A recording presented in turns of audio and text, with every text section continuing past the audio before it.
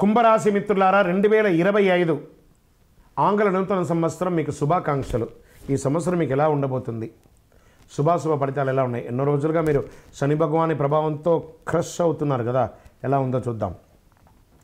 గురుగ్రహం మే నుండి 5వ స్థానంలో, శని 2వ స్థానంలో సంచరిస్తున్నారు. రాహు మే నుండి 1వ స్థానంలో జన్మరాశిలో, కేతు మే నుండి 7వ స్థానంలో సంచరిస్తున్నారు. ఈ గ్రహ సంచార నేపథ్యంలో కుంభరాశి వారికి 2025 సంవత్సరం కఠినమైన నిర్ణయములతో కూడినటువంటిదిగా ఉంటుంది.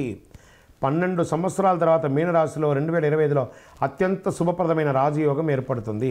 బుధుడు శుక్రుడు కలిస్తే రాజయోగం ఒకరికి ధన ప్రవాహాన్ని పెంచుతుంది. ఆర్థిక పరిస్థితుల్లో మంచి పురోగతి పొందుతారు కుంభరాశి వారు. రాజయోగం ఫిబ్రవరి 27, 2025 నుంచి జరుగుతుంది. ఈ రాజయోగ ప్రభావంగా ధనం అద్భుతంగా వచ్చే అవకాశాలు ఉన్నాయి. కొత్త బాధ్యతలు ఆలోచిస్తారు. రాహు సంచారంతో అనేక మార్పులు పొందుతారు. ఆదాయం రెండు రకాలైనటువంటి మిశ్రమంగా ఆదాయం వచ్చే అవకాశాలు ఉన్నాయి. అతిగా ఆలోచిస్తారు. ఈ రాశి వారికి అదృష్టం వెతుక్కుంటూ వస్తుందని కూడా చెప్పచ్చు.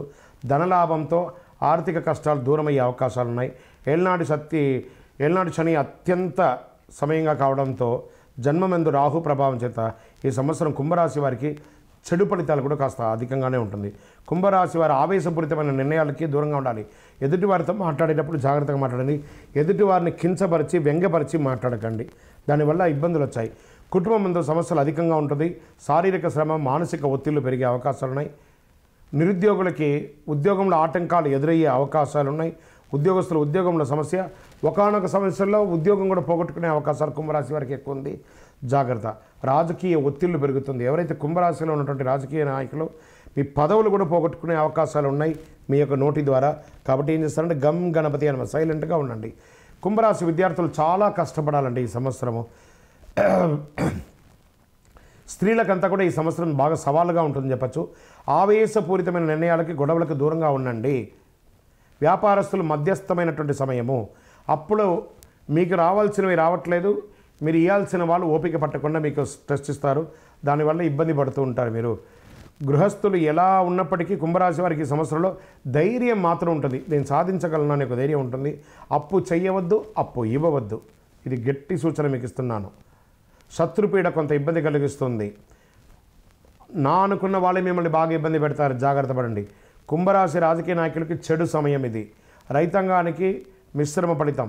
మొత్తం మీద కుంభరాశి వారు వృత్తి, ఉద్యోగ, వ్యాపారం అన్ని రకాలుగా కూడా మిశ్రమంగానే ఉంది. కాబట్టి చాలా జాగ్రత్తగా ఉండాలి.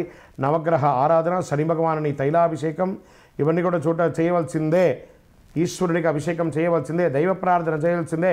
ఏదైనా దీక్ష లాంటిది ఏమైనా పట్టవలసిందే. ఎందుకంటే మీకు ఈ సమయం బాగలేనప్పుడు మనం ఏం చేయాలి? గమ్ గణపతి అని ఎంత వీలుంటే అంత సైలెంట్గా ఉండవలసిందే. షూరిటీ సంతకాలు పెట్టకండి. Bank chit funds, bank loan ఇవన్నీ కూడా జాగ్రత్త. మీరు కోరుకున్న పర్మిషన్స్ రాకపోవచ్చు, ఇవన్నీ జాగ్రత్త.